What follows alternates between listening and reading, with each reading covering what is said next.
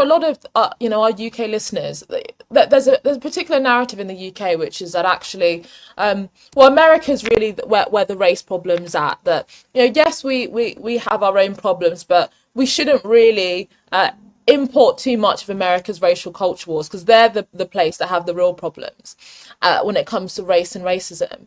And actually, one of the things that I've tried to push back on that narrative as well is actually that, well, a lot of the discourse about race in America is also not necessarily what's been presented by anti-racist activists. So actually, we've got to challenge a lot of the way in which the discussion's framed on its own terms, irrespective of the particular geographic or cultural context. But I think even those people that would say that America perhaps isn't as bad as some of the prominent anti-racist activists are framing, that when it comes to police brutality, that is a particularly pernicious issue when it comes to the interaction between police and citizens, the way in which there's a lot of gun violence and so on and so forth. So what would you say are the true, how would you really frame the police and race issue in America is what my question is. I mean, I think all of this stuff is wildly exaggerated.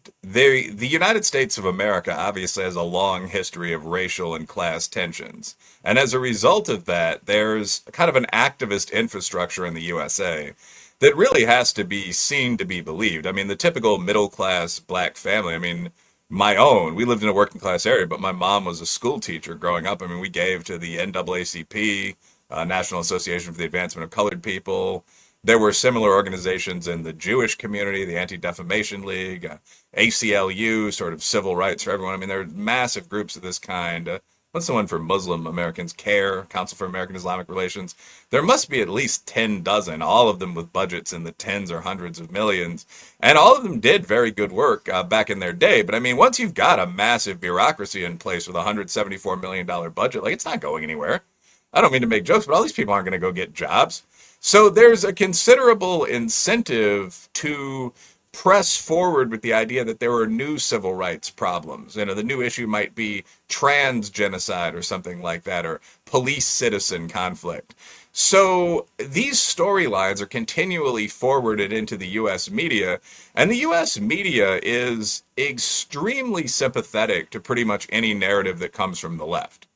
So when people talk about that kind of Gramscian long march through the institutions, in the USA, much more than in the UK, which I think has a kind of more ossified, in Europe in general, there are a lot more traditional structures that are harder to infiltrate, in my opinion. I mean, there's a House of Lords in Britain. But I mean, the little quote-unquote long march to the institutions in the USA was pretty successful. I mean, if you look at what happened to the 1960s radicals here. So the U.S. news media, Pew did a famous study in 2004, it's been replicated I think twice since, that found that 93% of national media journalists here are either leftists, liberals, or mostly left-leaning moderates. I say mostly left-leaning because there were follow-up questions on things like atheism and late-term abortion. 7% were conservatives or libertarians. So when these stories about civil conflict the press releases go out, so on, they find purchase, they find a sympathetic audience.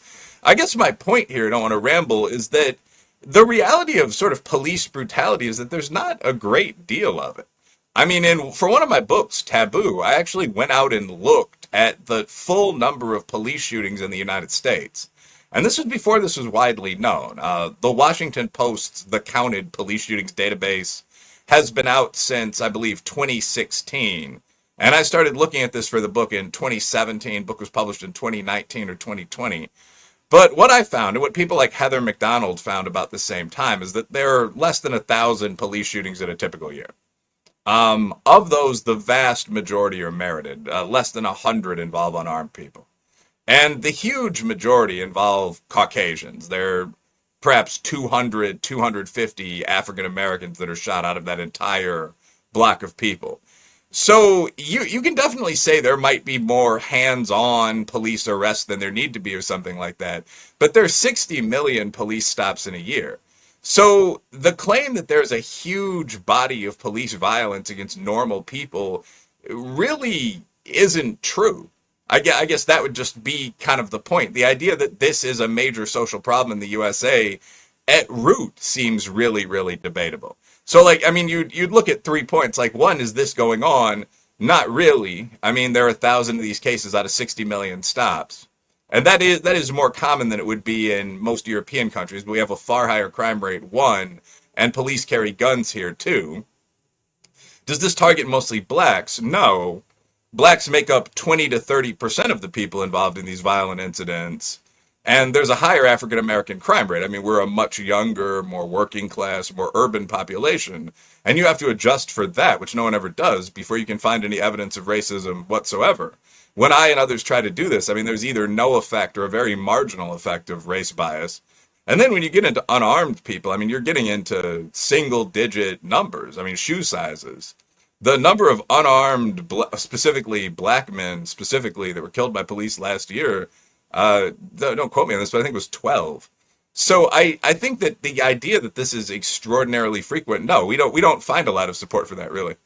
Well, no, well, this is really fascinating, and I think for a lot of people, they will be surprised because the narrative is so powerful and it's so prevailing, that you hear people making extraordinary claims about the way that the idea that American police, target and are systematically trying to kill black folk in America, which is obviously an extraordinary claim to make. But then what would you say to those who say, well, yes, the media might be quick to jump on this, but the real reason, the real cause that it becomes such a huge story is the fact of the historical reality of racism, and that the way in which institutions and vehicles of the state did harass and terrorize African American communities for so long that it's so difficult to untether the attitude towards the police from that historical relationship. Well, I think that's a really good point, actually. Like, I mean, I'm black, white, a bit native, but there are two different things there. There's history and then there's reality. So Mhm. actually, I host a podcast called Cut the Bull with Charles Love and the late lamented Shamika Michelle. She left us for national television. But R.I.P. But we recently had a conversation with Bart Taliaferro. I don't want to mispronounce the guy's name. He's black and I think Italian American. He used to be the deputy mayor of Philly. And he brought this up. I mean, he said, I come from these East Coast ethnic communities. There's a lot of distrust for the police. And you can't really just disrespect that. I mean, that comes from the history of abuse, these crooked police departments in cities like Baltimore and New York. Riley, you're from Chicago, you're black and Irish. You can't deny that, right? And sure, I mean, that's true, that 100 years ago in a black or Irish neighborhood, you didn't want to see the police. But that reality doesn't change the reality of the numbers today. It's important to distinguish the two. Black Americans and white liberals may believe a lot of nonsense because of things that happened in the past, but that doesn't mean that the things people believe aren't nonsensical.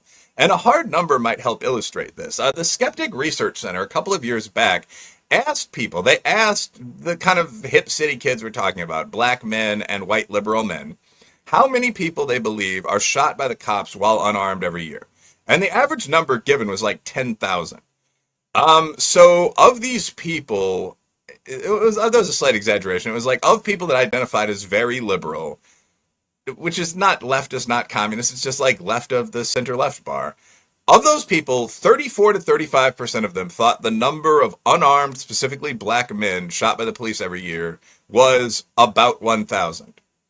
15% thought the number of unarmed, specifically black men shot by the cops every year was about 10,000. And another 8% thought it was more than that. They thought it was more than 10,000 people. Now, to put this in context, there are only about 20,000 people murdered in the USA every year. And although we're overrepresented, I mean, what, half of them are black? Maybe? So, I mean, the assumption was that the number of police killings is on par with the number of murders, or at least the number of black murders. So, when people are using their knowledge of history to come to assumptions like this, they're just wrong. I guess that's the reaction. Like, it probably is accurate that wild misperceptions like this, to some extent, come from an understanding, or at least a misunderstanding of, the terrible racial conflict in our history. And that conflict did happen. The last Indian raid in the USA took place in, I think, 1917.